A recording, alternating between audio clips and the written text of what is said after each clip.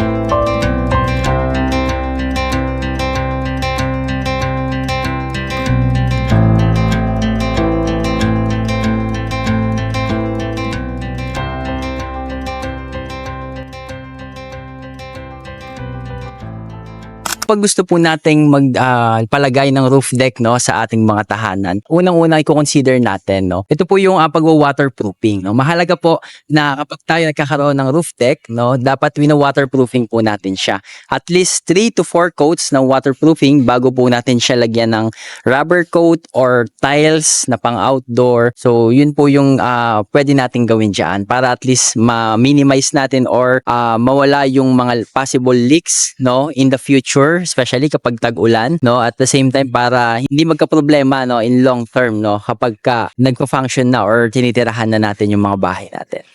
Okay, so pagdating naman sa ating mga opening, kung mapapansin niyo, ang ginamit po natin na type ng window dito ay sliding window.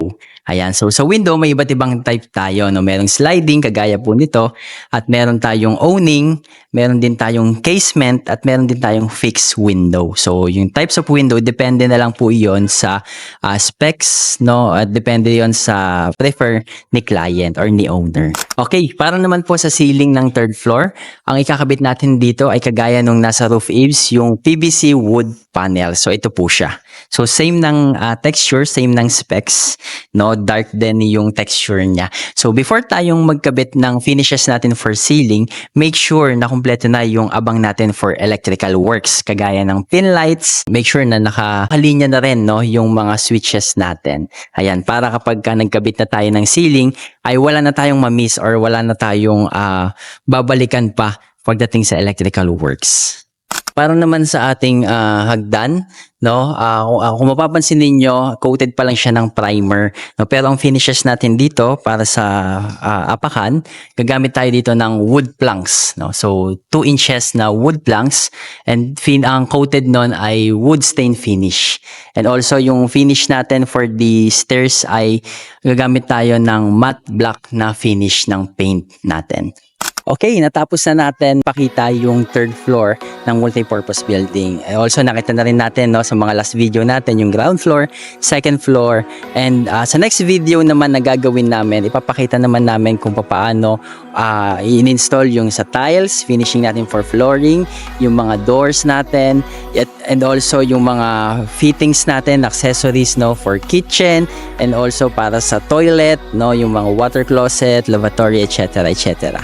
Okay, so once again, ako nga pala ulit si Architect Micah, ang architectural designer ng 3-story multi-purpose building located here at Pagtastan sa Cavite.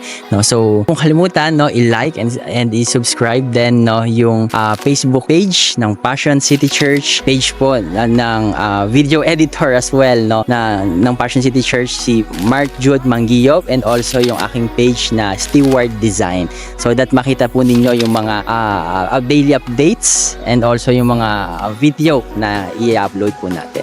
Okay, once again, salamat po at God bless po sa bawat isa.